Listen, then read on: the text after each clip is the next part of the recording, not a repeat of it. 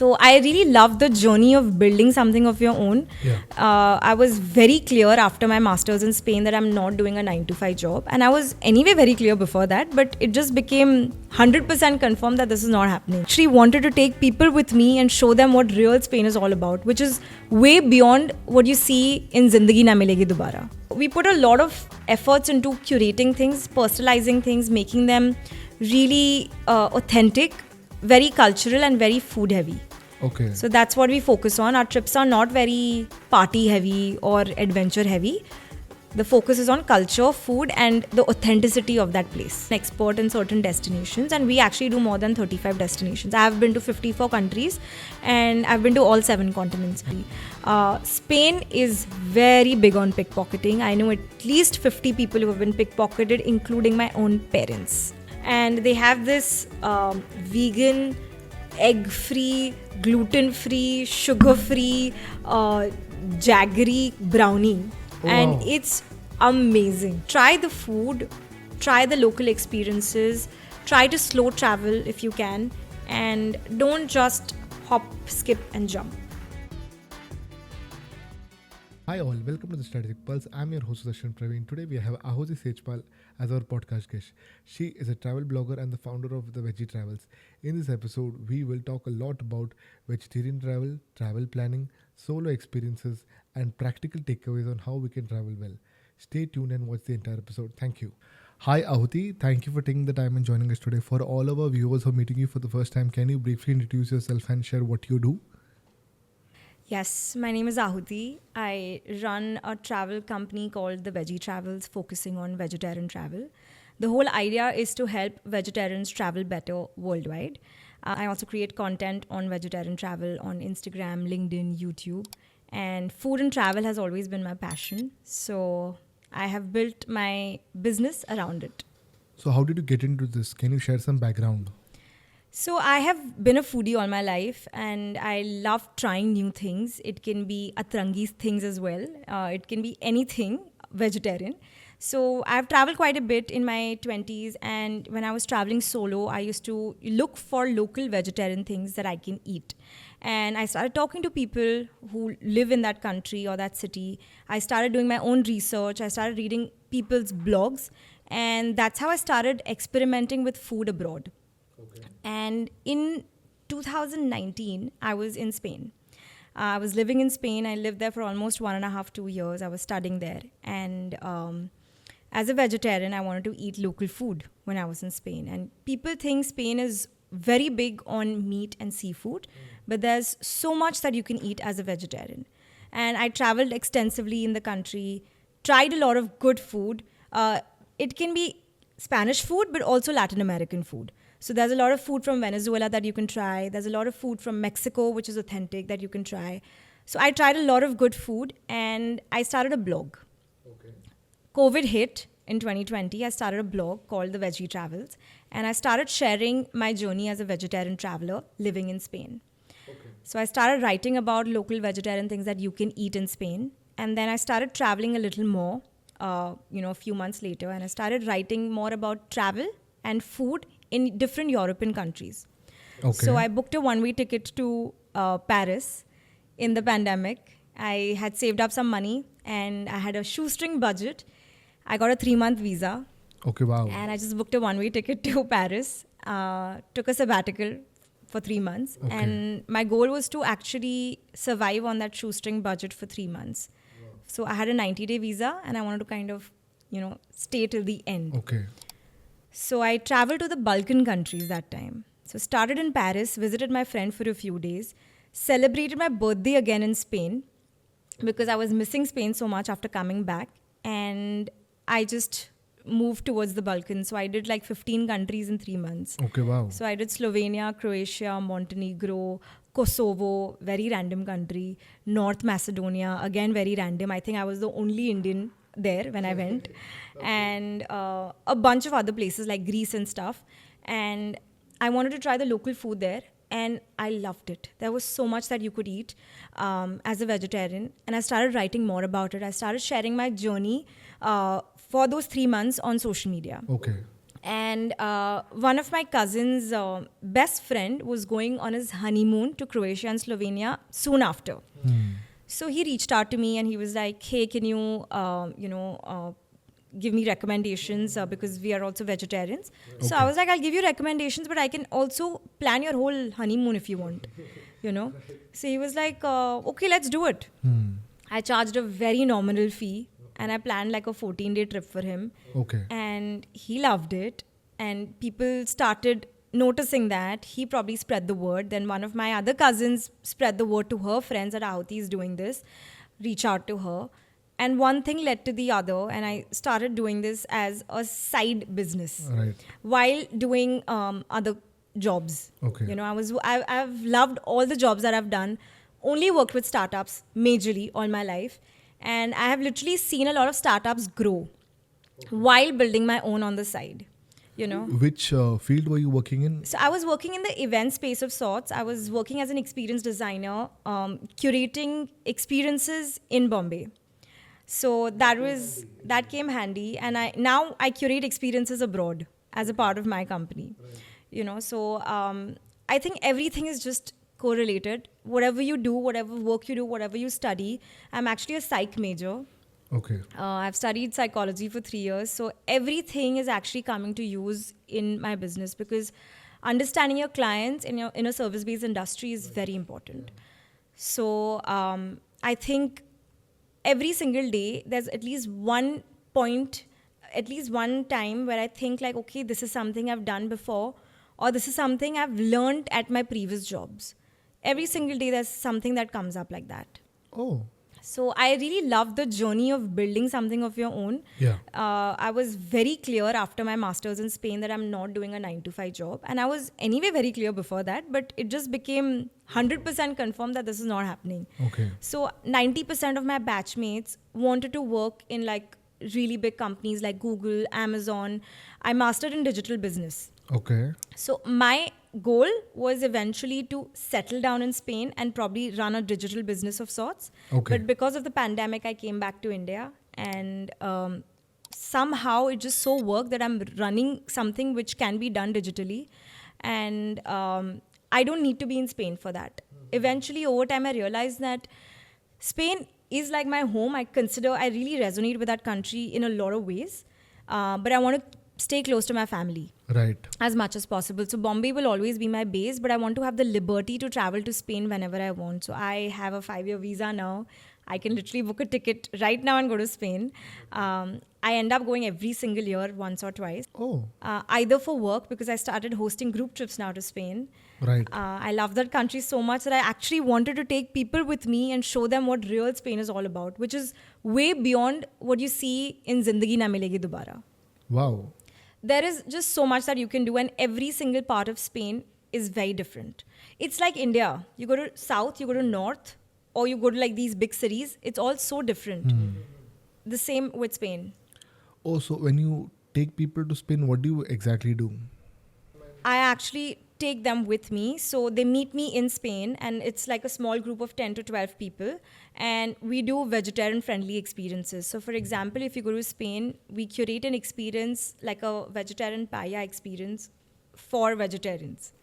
Okay. We do a vegetarian tapas tour for vegetarians. So we actually work with certain hand-picked suppliers, not just in Spain now. We work with a lot of suppliers around the world, and we curate vegetarian-friendly experiences with them. Right. If we know the restrictions that we have. I wouldn't call it restriction. It's just that what our values are. We don't eat egg. A lot of Indian vegetarians don't eat egg. Right. So it's kind of a little challenging for people abroad to kind of curate something around that because a lot of sweets have egg. True. But if you go to Spain, churros are eggless. Most of the churros are eggless. Yeah. So that's something you can definitely have in Spain, but there's so much more that you can try. There's a yogurt-based sweet which has a lot of Mediterranean influence, which you also get in Greece. They top it with honey, or they top it with like a sugary, fruity syrup on top, which is also considered very holy. And that's had at one of the monasteries in Barcelona. Right. Which is again vegetarian. It's just like yogurt and fruit or honey. Now another avenue that I'm tapping into is cruises. You know, Right. so I think the Veggie Travel started as a blog. It moved to curating itineraries for individual travelers. Then it also moved to hosting group trips to Spain, particularly. Last year we started doing Portugal as well, and this year we are doing a lot more. We're doing Croatia, Slovenia, Malta. Spain is always going to be there, and Portugal. Okay. We're also tapping into cultural trips in India. So I'm from Kutch, and I really, really want to show people Kutch beyond Ran Utsav. Okay. So we are covering that for sure, but more than that, we're also focusing and deep diving into the food and the crafts that Kutch has to offer. So we have curated experiences around that. Okay. Wow. So these are all very intimate group trips that we do. There is an invite form that we send out because we want to filter the people as well, not largely based on age per se, but age definitely plays a role because the expectations are different for every age group. Right. But more than that, we also want to understand what they want from the trip. You know, if it aligns, then we send them the details. Right. So we curate the trip, but we also curate the group that we have. So every trip has a certain criteria that we set, and we don't want anyone and everyone to join.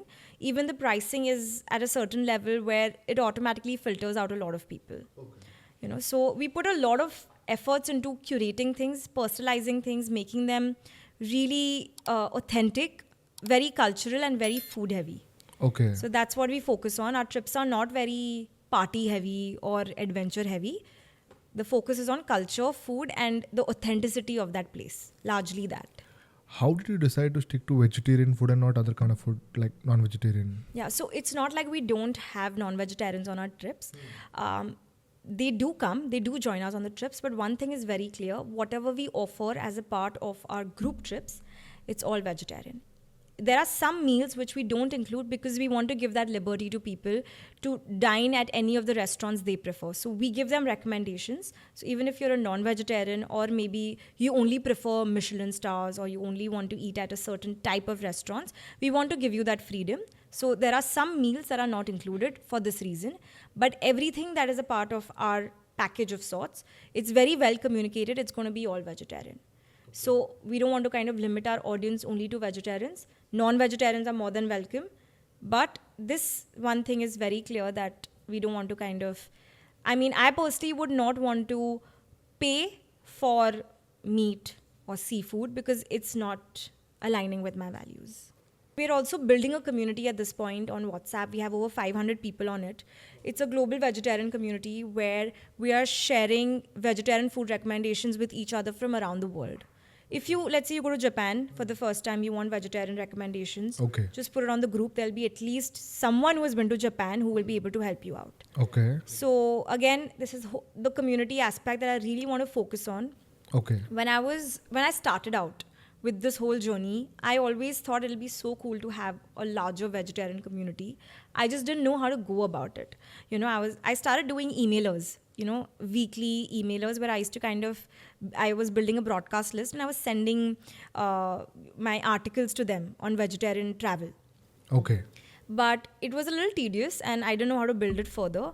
Now I think I'm slowly growing on Instagram. I'm able to reach a lot more people more easily as compared to before, which is how I just decided this year to focus a lot on community. So just 2 months back, we actually started this vegetarian community on WhatsApp, and we're already more than 500 people on it. And my goal is to actually make it bigger and bigger because I want everyone to help each other out. There are so many gens, vegans, people with all sorts of levels of vegetarians, I would say, you know. Right. So there will be someone like you on that group who will be able to help you out. Right. So even if I'm not there to share recommendations, there will be someone else. So the whole idea is that don't treat me like a founder on that group. We're all a community and we all have to help each other out. Okay. So that's the whole idea. So that's one aspect. Then another thing we're doing is we have a separate community only for group trips on WhatsApp. Right. So any early bird spots or any new trip launches, they go up on that group first because I want those people to get first access to it. So again, we want to make this more exclusive. We want to make sure that people get value out of everything that we are doing. So we try to give them special offers. There are special community offers with different brands related to sustainability, wellness, vegetarian food, travel, anything related to travel food, aligning with our values. We try to work with partner brands to offer special deals for our community members. Okay, how do you partner with them?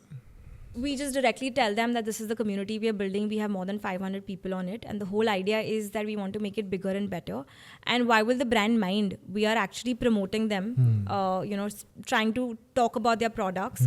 And the community is getting discounts out of it. So why not? They would be happy for it. It's not a very big discount, but it can be like 5 or 10% also, but it's still something better than nothing, you know. So that's the whole idea. Also properties. We work with a lot of properties where some of them I have personally stayed at. Okay. So I went to this really, really nice property called Sangam Farms in Bhilwara, Rajasthan in November. It's an all-vegetarian property. So they invited me as a content creator. And, it was an all-inclusive collaboration where we literally had the best experience. I already asked them the first thing that I hope you're not treating us super well because it's a collaboration. I hope it's the same service that you're offering everyone else, And it was just amazing. I had this whole Mewar dining experience there where it was in the middle of a farm. Okay, wow. Yeah, so the farm is on both sides and they have like one area just in between, like a ground with like a tree. And they had made this whole Mewar Rajasthani setup only for like me and my husband, and with Rajasthani folk music playing behind, and this whole Rajasthani thali. There is one dish that they made me try. It's made with paneer. You know what is lal mas? It's basically red meat that they eat a lot in Rajasthan. It's non-veg. But there's a vegetarian version of something like that, which is made with paneer. So the marination is done for like hours. So they had prepared that one particular dish for us from 8 or 12 hours ago. Right. And they served it on the table for us. So I feel these kind of experiences are fabulous because they actually make you want to experience something like this in Rajasthan. You don't get to experience this. Right. Then it was a farm stay, so we actually saw how the whole dairy products are made and stuff. Again, I'm not 100% aligned with that because I've also been thinking a lot about turning vegan lately. Just been reading a lot about the way animals are treated, the cows and everything. And there is a part of me that feels a little guilty every time I consume any dairy product. I've reduced it a lot, but I feel like I don't have 100% knowledge of it yet to 100% convert to veganism. So I'm still reading more about it. But when I saw the whole dairy industry, or anywhere that I go, I see the whole dairy process, I do feel something. And I just feel like, am I doing right by consuming dairy? Because I don't know. I think it's not 100% ethical, even though a lot of farms or any place will tell you, they're treated really well and stuff. We don't know. Right. We don't know. So I have my reservations around this. Do you notice emotional patterns in people when they travel, like fear, anxiety? Yeah. Again, as a vegetarian, let's say I'm with a group of people. I'm only talking about group trips right now. And I don't want the group to always be together. I want them to kind of branch out and just do things on their own as well at some point. That's when the fear comes in. Because then they're like, oh shit, Aahuti is not there with us. In Spain, language is a little bit of a barrier because not everyone can speak English, and even if they do, you might not be able to understand the accent. Achha. So that is a little bit of a barrier when it comes to traveling to countries where English is not the first language. Then how will they communicate if they want something vegetarian? They don't understand. Then you have to use Google Translator, or you have to figure out your own way, or they call me, if I'm not around. But I feel like there has to be a better way around it. When you go to any restaurant, maybe most of the menus have English translation, so that's definitely not a problem. But you don't have the patience to go through everything, What I'm noticing nowadays in a lot of restaurants and cafes, they have this whole allergy list. Okay. Which is very interesting to see. So I went to London. The first time I saw it there, which was 4 years back. Okay. Now in Spain, I saw it. Portugal, I've seen it. So if you eat eggs or if you don't eat gluten or seafood, they have this whole allergy list, which is very detailed. Okay. So I think that is something which is a step forward when it comes to vegetarian food abroad.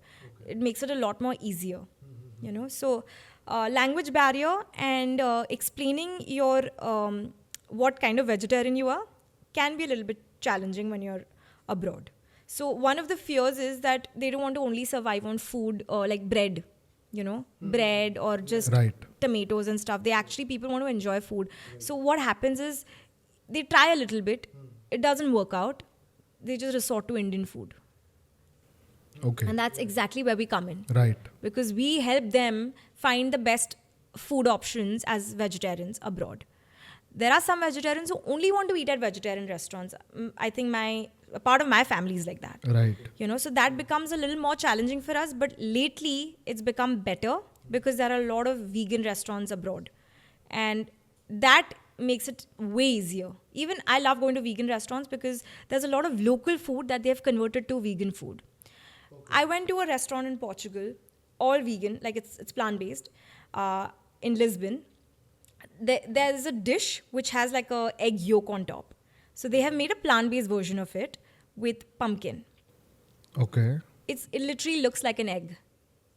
And you know, the yolk oozes out. Okay. It's actually pumpkin.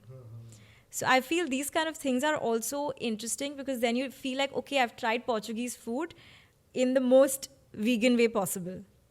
How do you find out these places? How do you find out if they are good? I do a lot of research. A lot of my clients, after coming back from the trip, they also give me recommendations and we note them down. And I have actually personally gone to some of them. Okay. So let's say I have given my recommendations in Spain, but the client has also found 2-3 other good restaurants. They come back and they tell me, Aahuti, you should add this. I've added it in my list and I have personally gone to Spain and I've tried it. Okay. You know, so I do a lot of first-hand research as well. But if I'm not able to go everywhere, of course, I can't try 100 restaurants. Then I do my research by checking reviews or also asking people who have actually been to these kind of restaurants. Okay. Yeah, and sometimes now I've traveled so much and I've seen so much already, I can easily understand that this restaurant is good without even me going there. Okay, that's great. You have that foresight. Yeah, I just know it. Okay. Yeah. And because you try this balance, does this help them to, socialize better because they are all like-minded? Yes, that is very true because what happens is that everyone shares the same journey, same struggles of being a vegetarian, the same reservations, the same fears. So when you act, the whole idea is to have like-minded travelers together. And because it's all vegetarian, we are attracting that kind of people who would want to come on our trips and experience something like this. So when I'm bringing people in together, they know that, okay, hey, we have had gens also on our trip. And for me, I'm not going to lie, it's been challenging. Okay. Because something with no onion, garlic, potato, and all the other things that we don't eat as vegetarians can be a little challenging. That's when I feel like I'm not able to give the best experience to them because Right. I love making people try good food and a lot of local food. But there's a lot of local food that has all of this, so they can't try. So in that case, I give them the second best option. But I try my best to make sure that they don't go hungry. So there has to be clear communication. If they feel that, okay, Aahuti, I feel like we're just having nibbles. I want like proper hot food, big quantities, because tapas is nibbles. It's like appetizers. If they want good filling food, Right. I give them a plan B. Which is? Which is going to a better restaurant. It might not be Spanish or it might not be that local authentic restaurant, but it'll be your second best option. Not Indian for sure. Okay. Not Indian. The whole idea is that I want people to... Comfort food is Indian, which you will get in most of the big cities, at least abroad. And yes, once in a while you should eat Indian food because you crave it. I crave it. I have this tradition of having cheese garlic naan in every place I go because I crave it. Once in a week or once in 10 days, I crave it. Okay. So comfort food, of course, go ahead and eat Indian food once in a while, but try the other cuisines as well because there's so much that you can have. Even if it's not local, there's the other cuisines that you can try which are really good. You don't get them in India. You don't get good Venezuelan food in India. You will get it in Spain. Acha. And Venezuela is really far. So by the time you go there, you never know how far you will go. And when will you go there? Right. You might as well try it in Spain. Yeah, and considering the present situation. Exactly. Yeah. Exactly. So if someone is traveling abroad as a vegetarian for the first time, what are the top 3 mistakes do they do? They resort to Indian food because they just give up, or they eat theplas or dehydrated food from India, which again is okay once in a while if you really want desi food. But come on, you're going to a new place, try something better. Right. As per your budget, I give recommendations. If you want the most local, I'll take you to like a dhaba type of place also, and you can have like the most basic food also, but have the local food there. So these are the two things. Third thing is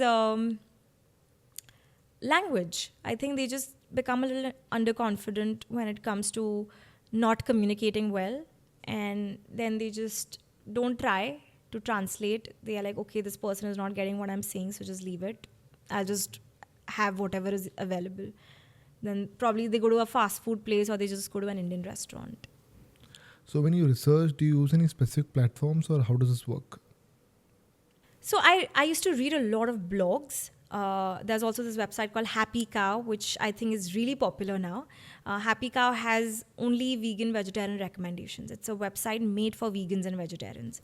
Okay. So it's an app also. Okay. So that again, honestly, a lot of people tell me about it and I already know about it and I've used it. But that's not my first preference. My first preference actually is to talk to the locals there.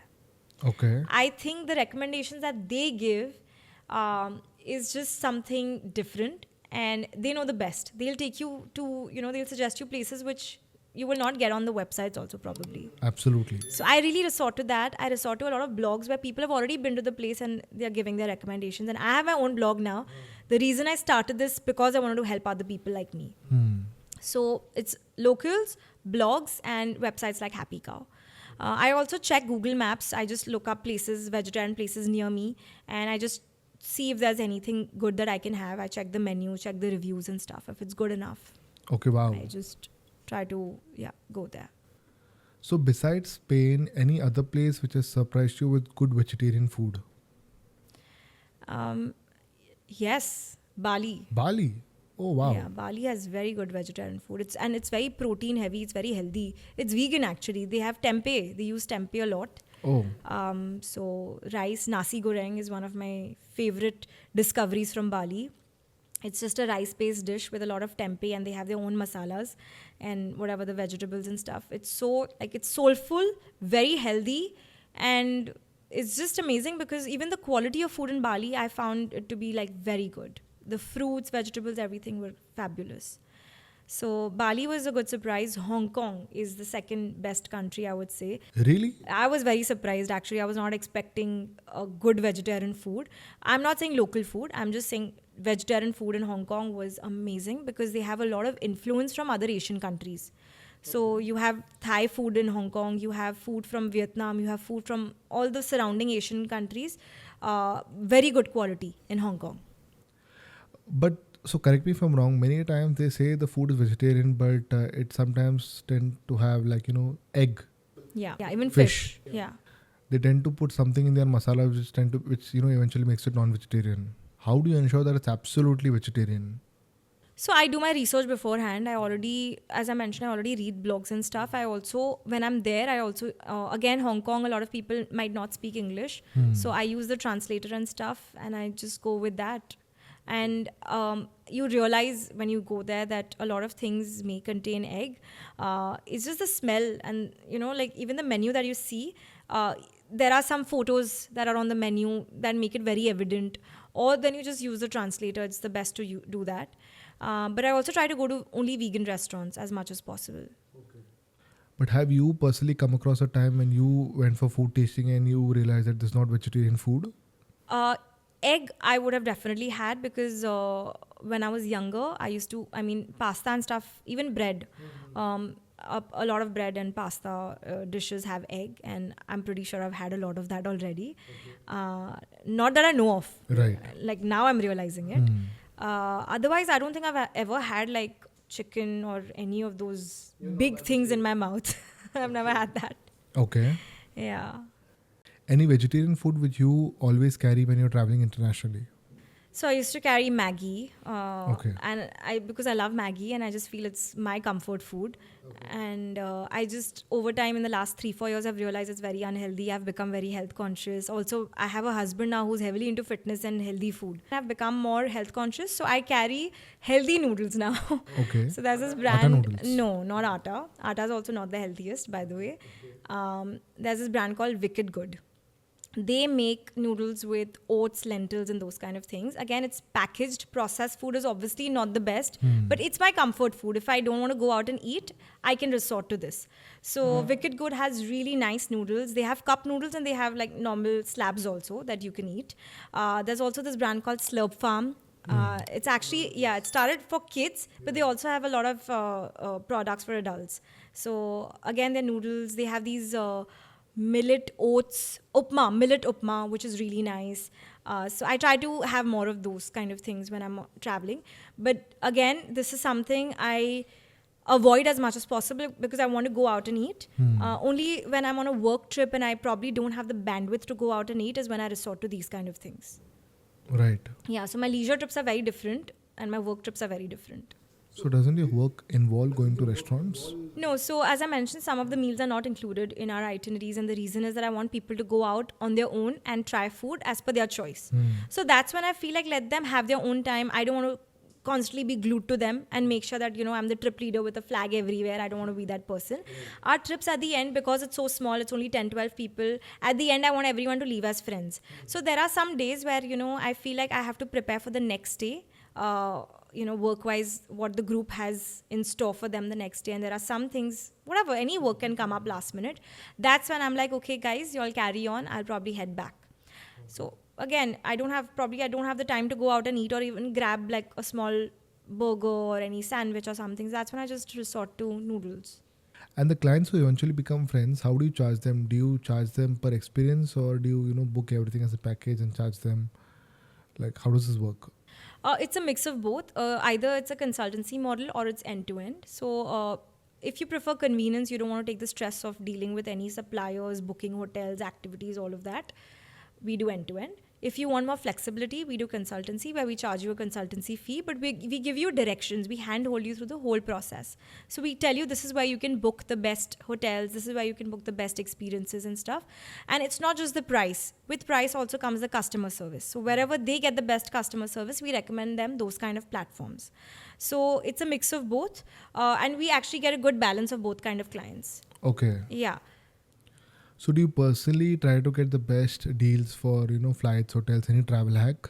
So I'm not an ITA agent. Our specialization is in curating itineraries. People literally come to us for curation, right? Anything about that we offer is all add-on. So if it's flights, visa, or your insurance or forex, we have our own agents that we work with, and we always compare the rates with multiple different agents, and we give them the best rates. They all are not, they're officially onboarded as our partners, but like the whole idea is that we are not legally allowed to book flights, visas, and insurance ourselves. So we have to outsource it, but they are all working with us since many years. Okay. Yeah, so they're all tried and tested by me personally. Okay. Yeah, so this is again, a part of my digital team that I would call it, because they're always there for our clients. And for us, it's important to be a very efficient mediator between our agents and our clients, because we want to make sure that we give them the best service.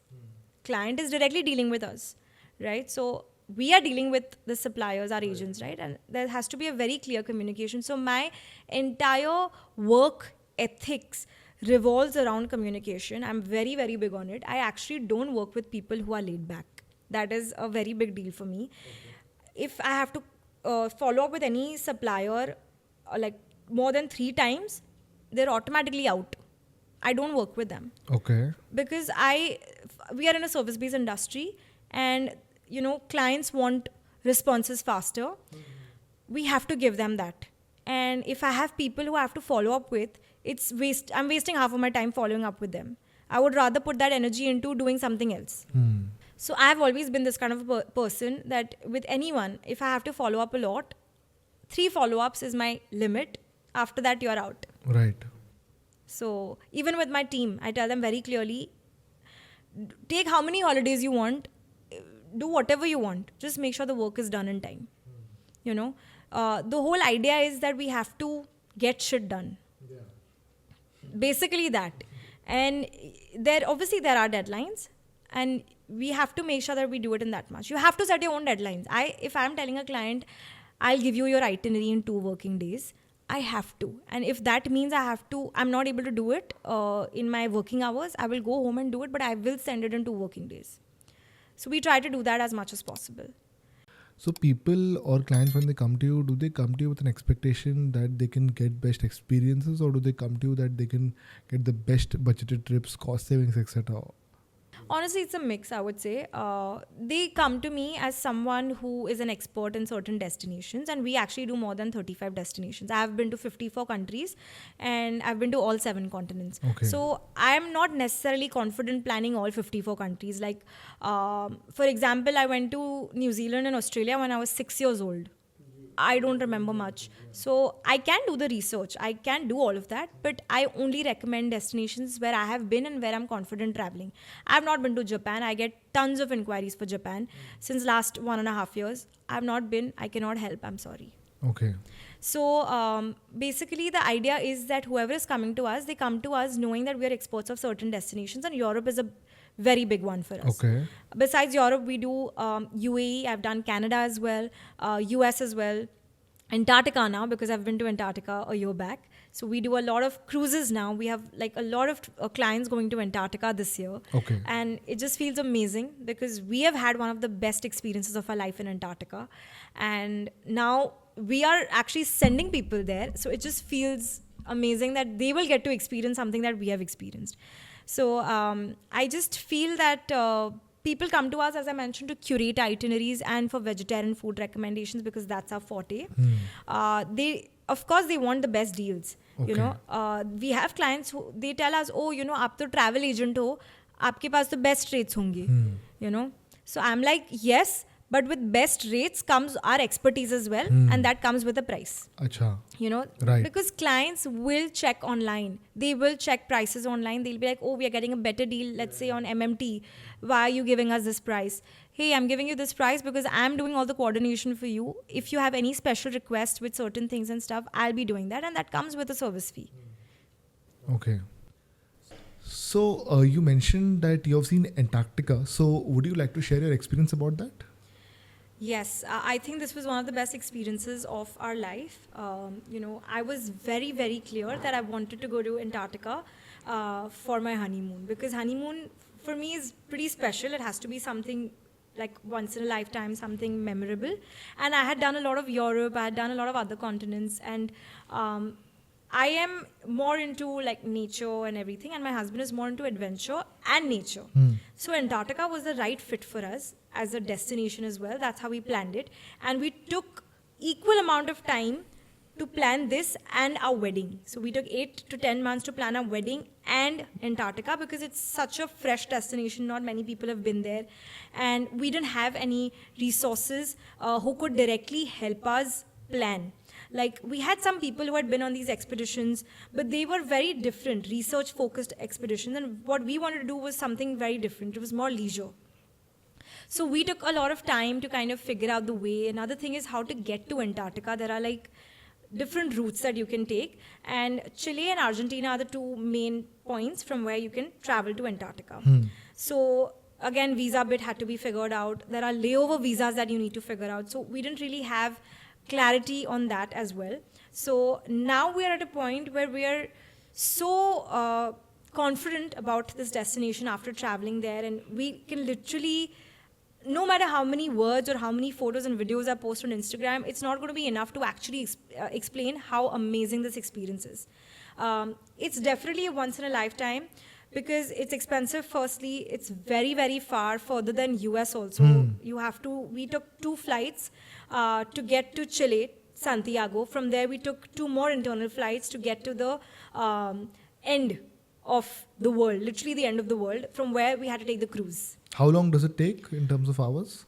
40 plus hours. Oh my God. So it's a very long journey. And how often will you travel all the way there? Right. So it's definitely something that you need to plan ahead, at least 8 to 12 months in advance.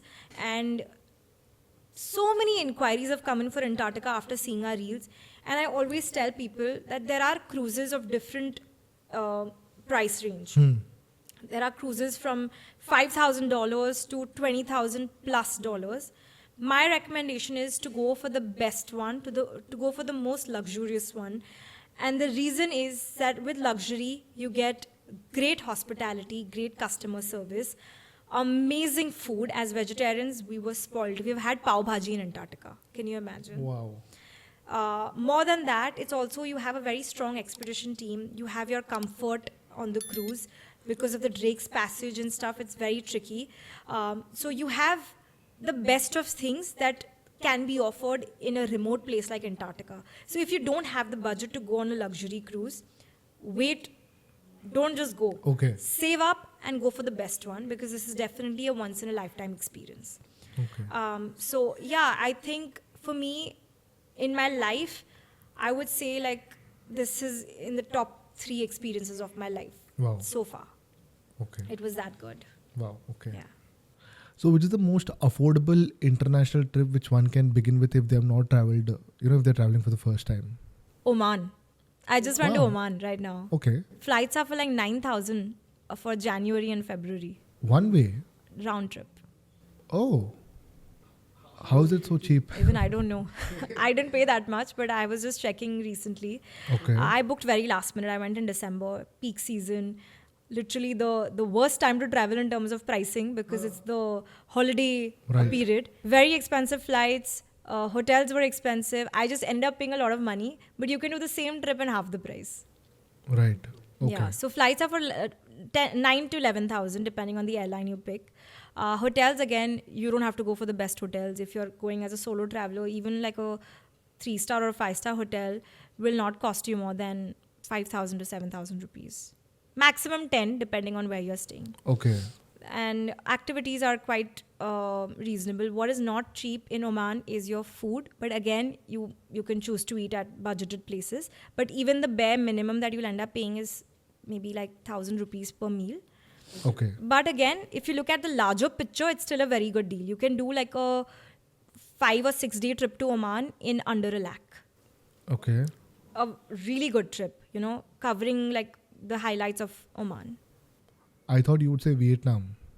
I have not been to Vietnam, so I've heard it's quite cheap, but I think in the last 2-3 years, it's become a little expensive. But again, I think it's also one of the cheaper destinations. It's just that I don't have much to share.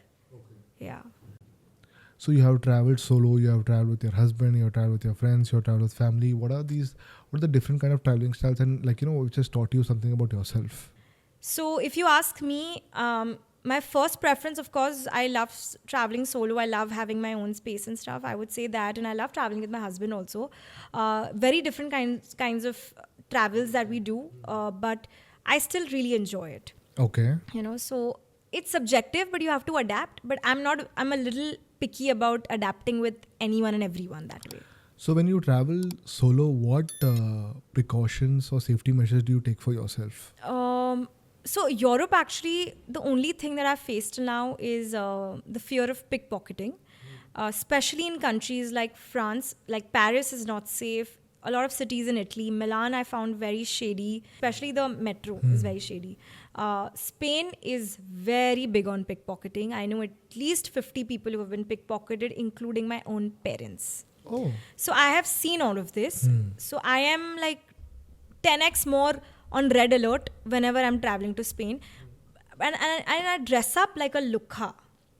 I don't have any like real jewelry on me. I look like a full backpacker when I'm traveling because I don't want to attract pickpocketers. Okay. So I don't carry any branded stuff on me.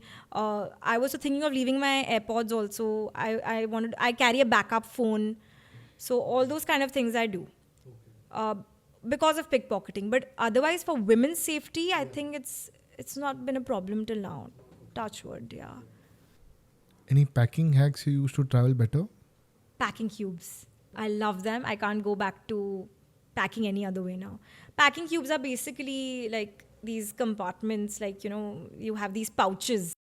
organizers. Okay. So they're called packing cubes. Okay. So you have one for your undergarments, you have one for your tops, one for your jeans, one for your dresses, for toiletries. So you have a whole pack that you can buy on Amazon also. I think Mokobara has very good ones now. Right. I don't have them. I've just discovered them. Amazing. Okay. They just, and I am a little bit of an organizer. I wouldn't say I'm like I don't have OCD. A lot of people have OCD, but I am not that level. But I still like things a certain way. I cannot enter a room where things are just everywhere. Firstly, whenever I travel, I don't unpack only. So I don't have my things lying everywhere. Okay. Whatever I need, my essentials, only that I remove, I keep it back. So it's very Okay. easy for me to leave that place also because I'm already packed. Right. I just have to shut my suitcase. Okay. So yeah, packing cubes has been great. Adapter. You need an adapter when you're traveling abroad. A lot of people forget that. Right. So I think adapters are very important. Portable chargers are very important. Okay. Credit cards. I'm learning a lot about credit cards now. The whole point system. I am still quite a noob at that. But I think there's so much to learn there. And because I'm in the business of travel, I feel I'm just wasting by not learning about these points. Because we do so many bookings, international bookings. We can actually get a lot of points, but I just don't know which is the best credit card for me. So if you have someone, please let me know. We'll probably get someone on the podcast. That'll be great. So you create content on Instagram, right? So how do you decide that balance of creating content and also being in the present when you're traveling, being a travel blogger? Yeah, so this is a question I've asked myself a lot. Firstly, I don't post real-time stories. Mostly it's after I've come back from a trip. Okay. Or when I know that I have like a lot of things coming up, I have a lot of things to post later, then I start doing it 2-3 days later because I don't want to share my real-time location with people. Okay. Okay. Again, safety measures. Another thing is that I feel capturing videos and photos is now so deeply ingrained. It just naturally comes for me, but I make sure that I don't overdo it. That I'm conscious about that when I'm traveling. For example, I don't always ask my husband to take my videos and photos because I know he's not always up for it. And I also want him to feel like he's on a holiday. I don't want him to feel like it's work. My leisure trips also become work because I always think about creating content because I genuinely love it. Right. I love like vlogging and all of that. I really like it. I don't expect my husband to be equally passionate about it. Right. So there are days when I kind of do things on my own. And I do quick videos, quick photos and stuff, which I stitch them up into reels. Right. Because I do a lot of voiceover. So it's not necessary that I have to always keep vlogging in the sense that I'm talking every time. Right. So for me, the editing after the trip gets easier when I'm doing voiceovers. Okay. So I try to maintain a balance there where I'm not always thinking about creating content, but I still feel like I need to be a little better at this because now it's become so, I'm so like used to this that I feel like sometimes I can be even better.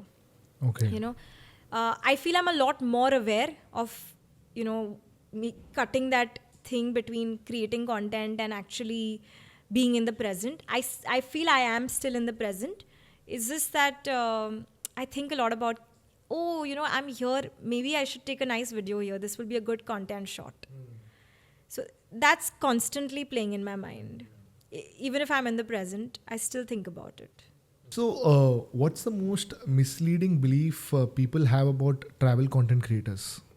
I think a lot of content that's on Instagram, people feel it's probably fake or, you know, it's just done for the gram. But what I essentially, as a content creator, try to do is just vlog it out so it looks more authentic. And I think naturally it comes to me, the whole vlogging bit and actually sharing my experiences. I share it very naturally, which is anyway authentic. So I think that makes it more believable. Okay. You know, like I don't have, it's like no frills basically. I don't really make up things. Or, you know, if there's something that is too hyped, I will make sure to tell my audience that it is hyped. Okay. So, you know, when I'm not traveling, I review restaurants in Bombay. Okay. You know, they invite me, a lot of them. A lot of them I only go and try because I'm meeting some friends. I want to try a new restaurant. I have this thing of not repeating restaurants. Oh. Very few selected restaurants I would repeat, but otherwise I don't repeat restaurants. So if I have to catch up with a friend, I will always I will only suggest new places where I have not been. Okay. Pretty sure my friend has also not been. Huh. So it's a win-win for us. But so we after just a go point to a of new time, place. you'll exhaust your options, right? Or It's still not exhausted. I have been doing this since 10 years now. And there are new restaurants coming up every week, I feel. If you go to Oh. Bandra, if you go to BKC, if you go to South Bombay, so many new restaurants keep coming up. It's just never ending.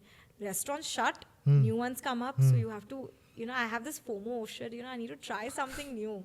okay. So I still have so many on my list that I want to try. Some of them, if a new restaurant invites me, I'm more than happy to go and cover them. But otherwise also, as a person, I love trying new restaurants. Do you have any favorite restaurant in Mumbai? Yes, I do. Actually, Chili's is one of them. Oh, So I love the nachos at Chili's. okay. It's very Tex-Mex. It's not authentic Mexican. It's literally like American Mexican food.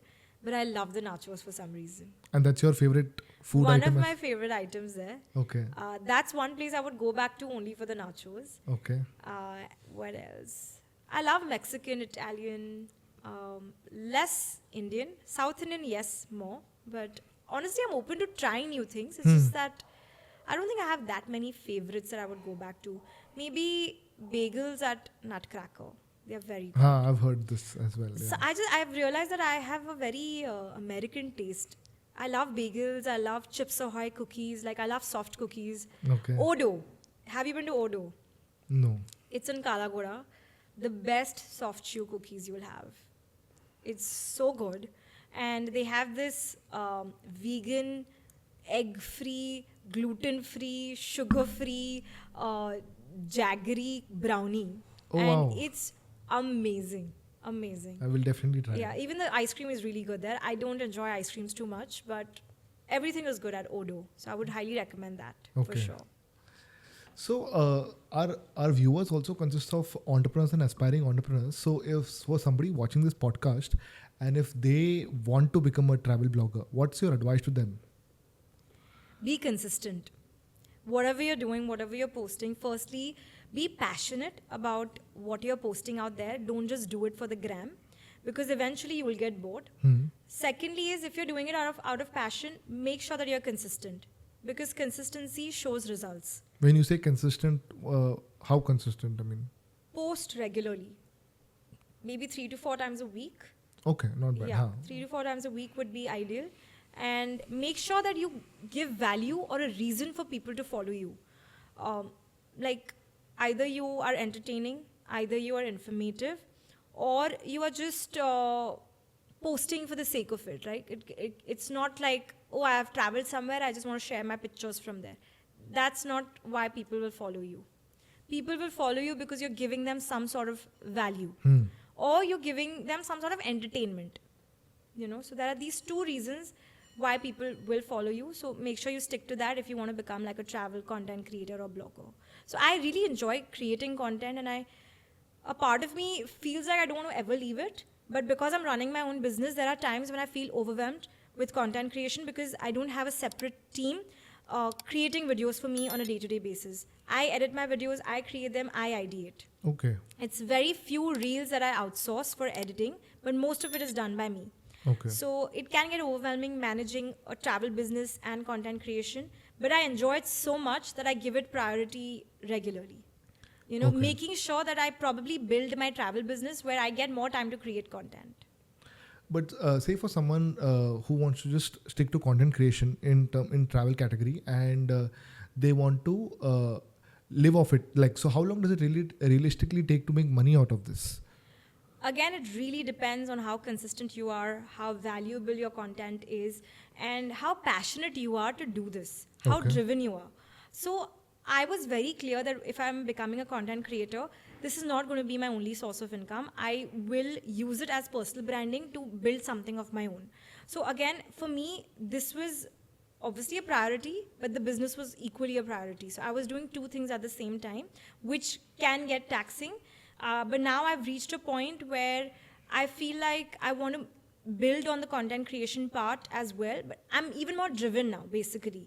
So now the way I think is I don't want to be in my business, I want to be on my business. The whole idea is to build a team So they can basically do a lot of work. So I can free up my time to think about newer ways in which I can grow my business and my content creation journey. Okay. So the whole idea is to basically invest in what I'm doing, invest more, because everything that I'm doing right now, there's been very low investment. Okay. Yeah. Everything has been bootstrapped, basically. In terms So, of finances, but you have invested a lot of time. finances. Time, yes. Huh. And now I've become very fast at editing. So for me, it's very easy to edit reels and post them. And now I know what my audience wants. So I kind of build content around it, and I'm happy to do that because it's something I enjoy, Okay. you know. But one thing I don't like, again, as I mentioned, communication is so important for me. I have this thing of not leaving anyone on scene. You know, like I want to reply to every single comment or every single DM. And now because I'm growing on Instagram, a lot of my reels have gone viral and stuff. There are so many comments which gets overwhelming. So I've automated a lot of things. So I use automation tools where, you know, there's an automated DM that goes to them. Okay. Which platform is this? So there are different platforms. There is one platform called Gets@You. Okay. This is one platform. They reached out to me and they were like, this is something we're offering the creators. Why don't you try it out? It's amazing. Okay. And it's been free. I'm not paying anything for it because they want more creators on their app. Okay. So I've been using that. It's amazing. But again, to that automated message, there's a follow-up message. Who's going to reply to that? Right. So you still need someone to do that manually. So these kind of things really affect me mentally because I don't want to leave anyone unattended.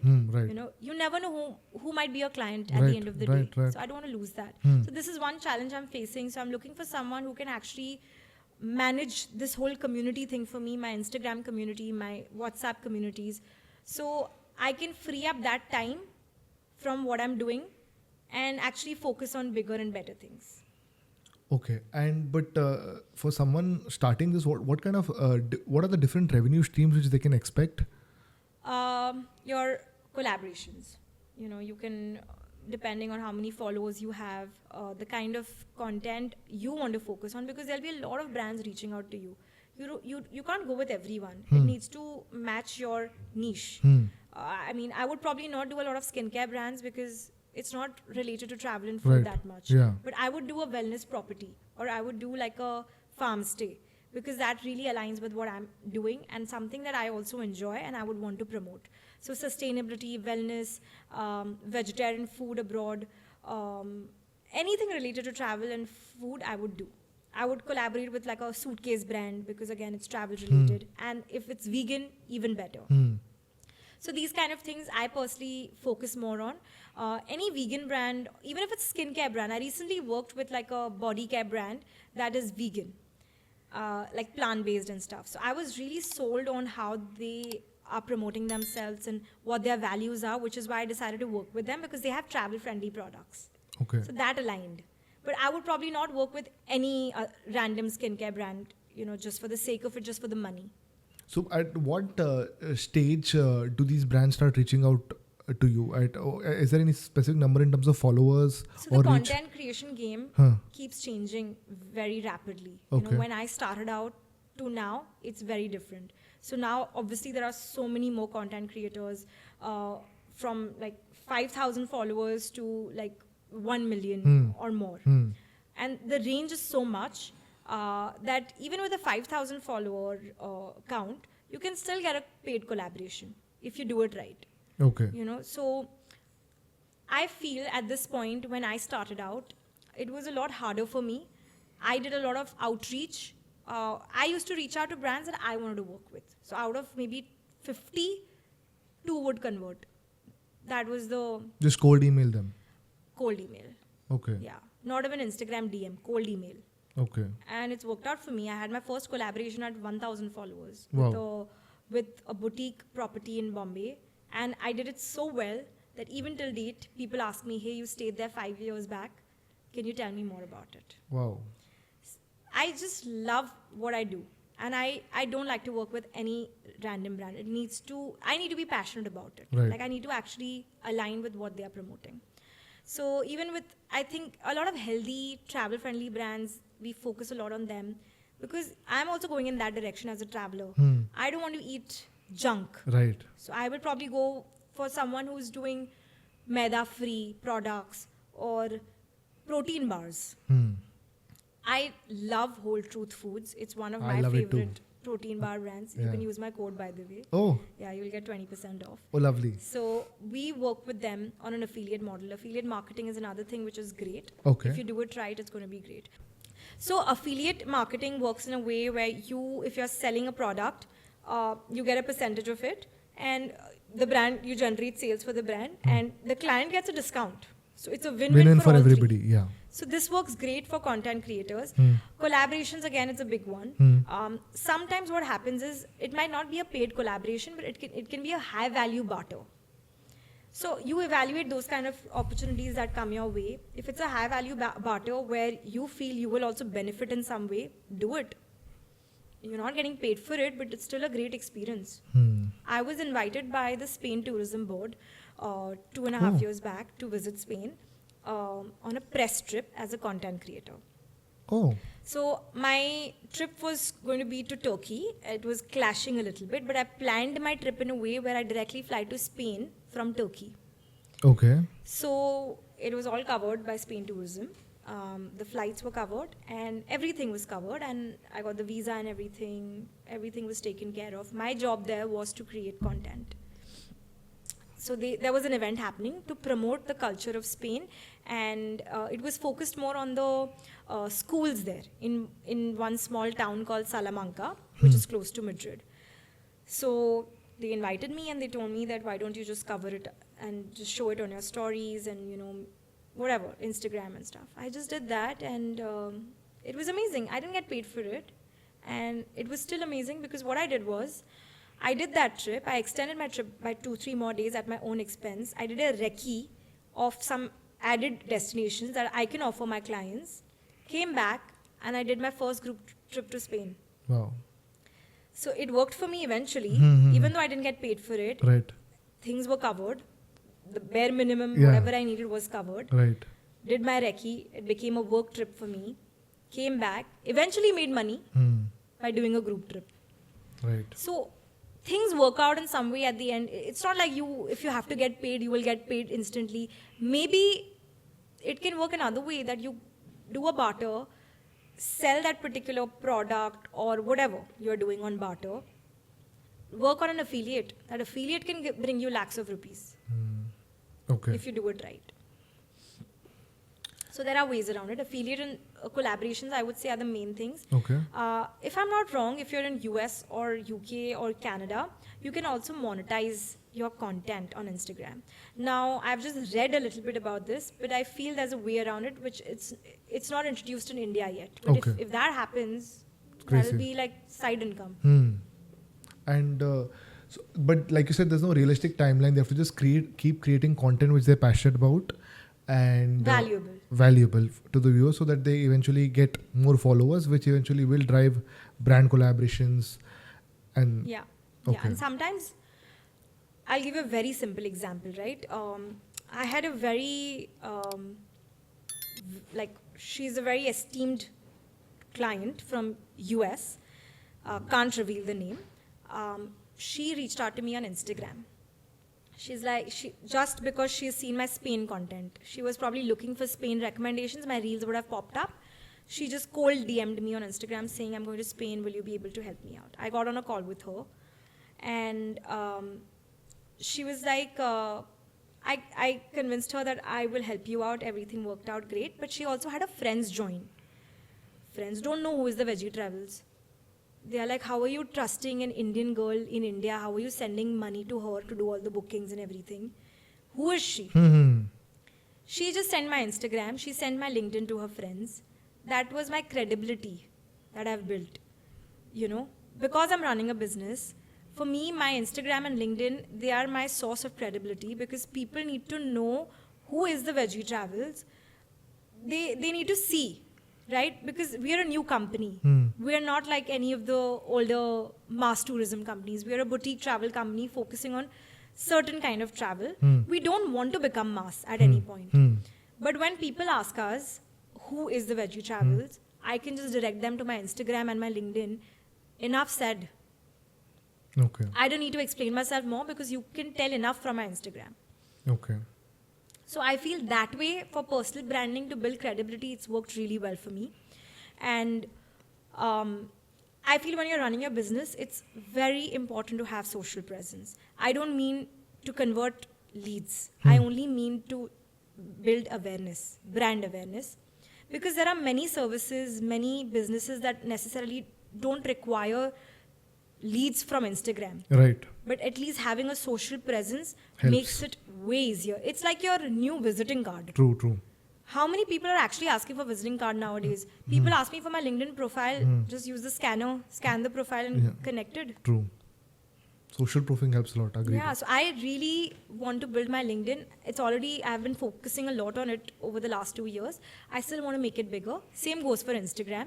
YouTube is just added sauce. A lot of people have told me you need to be on YouTube. My own brother tells me, why are you not on YouTube? It's such a big platform for creators, but it's long form content. Now, I'm not a full-time content creator. I run a business. I don't have the bandwidth to make long form content, make reels, put stories, post on LinkedIn. I just can't do so much. So I have my own bandwidth here. At some point, maybe if I can build my own travel business in a way where things are taken care of, then I can start focusing on something like this. Okay. You know, I would love to do it at some point, but it's just too time consuming. Okay. Yeah. So we have some rapid fire questions for you. Yeah. Best vegetarian street food city you've been to? Street food. In India also works. You can say India as well if you're not able to recollect. Varanasi. Okay. I really liked the street food in Varanasi actually. Okay. Yeah.